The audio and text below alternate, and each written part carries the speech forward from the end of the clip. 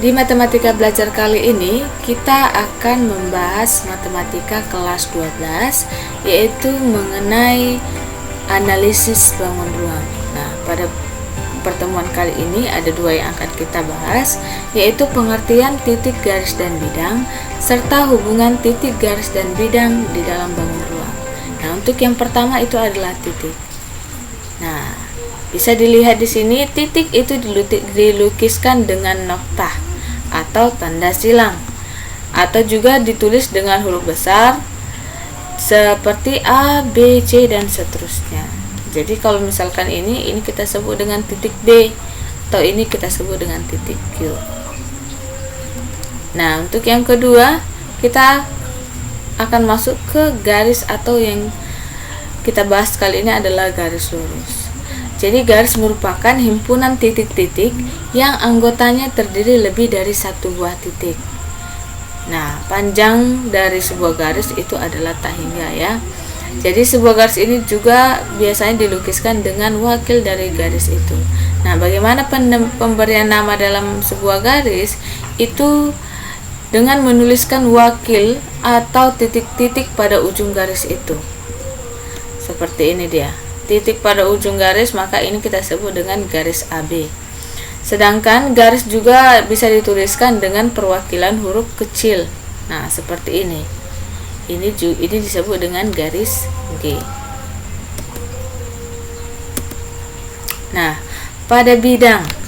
Bidang mempunyai ukuran panjang dan lebar, panjang dan tinggi, atau lebar dan tinggi. Itu kita sebut dengan benda berdimensi 2.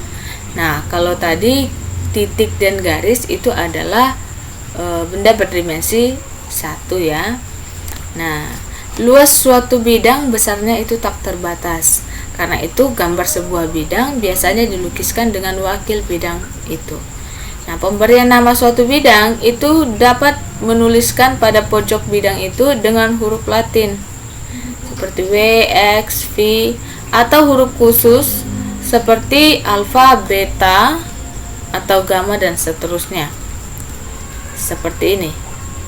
Kita tulis di pojok pada bidang itu, atau kita bisa menuliskan dengan titik-titik sudut yang mewakili bidang itu. Misalkan ini titik-titik sudutnya adalah A, B, C, D, maka ini kita sebut dengan bidang ABCD. Oke. Nah, selanjutnya kita masuk ke hubungan titik, garis, dan bidang dalam bangun ruang.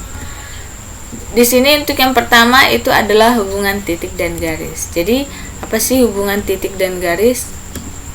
Nah, bisa kita perhatikan, sebuah titik dikatakan terletak pada sebuah garis jika titik itu dilalui garis. Nah, jika ini titik T itu terletak pada garis G. Nah, untuk yang hubungan yang pertama. Nah, hubungan yang kedua, sebuah titik terletak di luar garis jika titik itu tidak dilalui garis. Seperti titik T itu tidak dilalui oleh garis G, maka hubungannya ini itu terletak di luar garis. Titik T terletak di luar garis. Nah, yang kedua, hubungan titik dan bidang. Jadi kalau hubungan titik dan bidang ini juga ada dua.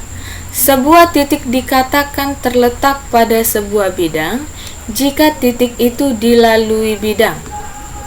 Titik T itu terletak pada bidang H karena titik T dilalui oleh bidang H. Ini dia. Nah, untuk yang kedua itu adalah sebuah titik terletak di luar bidang jika titik itu tidak dilalui bidang. Seperti ini dia. Jadi titik T itu terletak di luar dari bidang H. Kenapa? Karena titik T itu tidak dilalui oleh bidang H.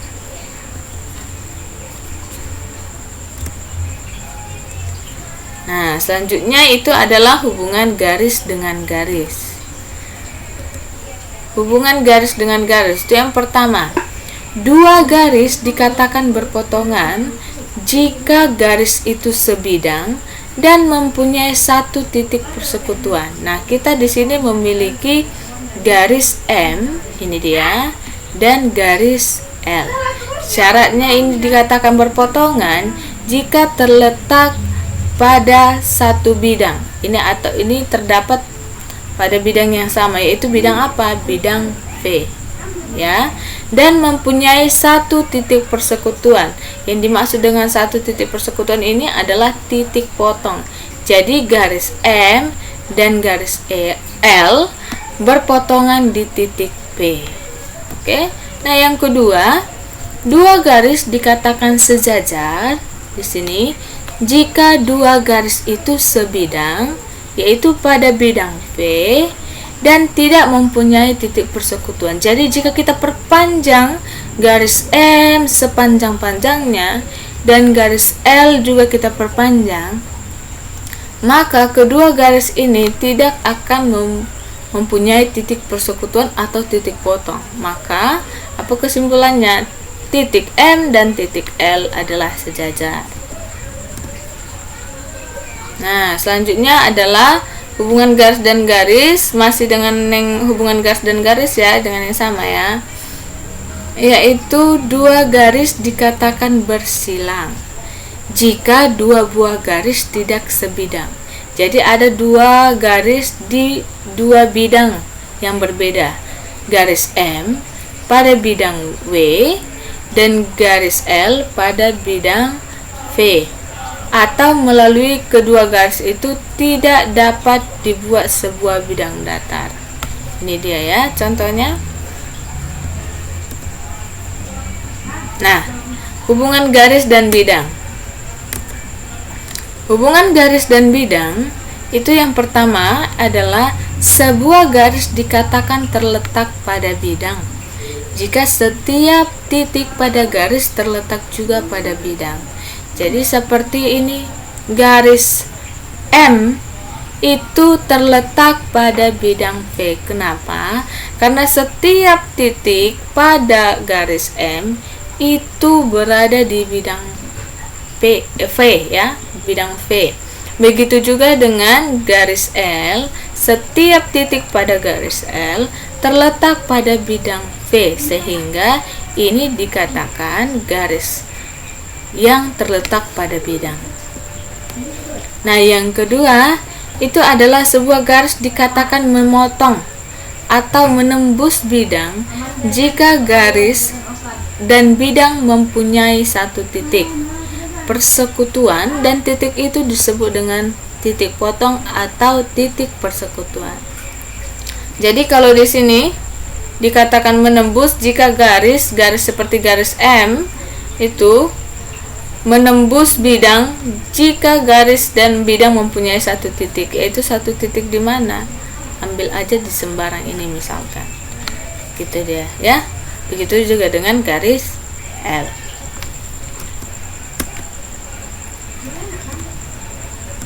Nah, yang ketiga itu adalah sebuah garis yang dikatakan sejajar bidang. Itu jika garis dan bidang tidak bersekutu pada satu titik pun. Sebuah garis dikatakan sejajar bidang jika garis dan bidang tidak bersekutu pada satu titik pun. Misalkan garis M dengan bidang V. Ini dikatakan sejajar bidang. Kenapa? Karena garis M dan bidang V tidak bersekutu pada satu titik pun. Oke? Selanjutnya, hubungan antara dua bidang. Nah, bagaimana hubungan antara dua bidang ini? Itu adalah bisa kita perhatikan. Dua bidang dikatakan sejajar jika kedua bidang itu tidak bersekutu pada satu titik pun. Misalkan kita punya bidang V dan bidang W. Ini dikatakan sejajar jika kedua bidang ini tidak bersekutu atau tidak berpotongan pada satu titik pun.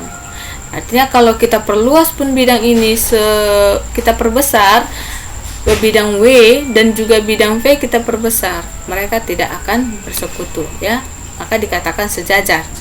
Yang kedua, dua bidang dikatakan berpotongan jika kedua bidang itu mempunyai garis persekutuan atau garis potong.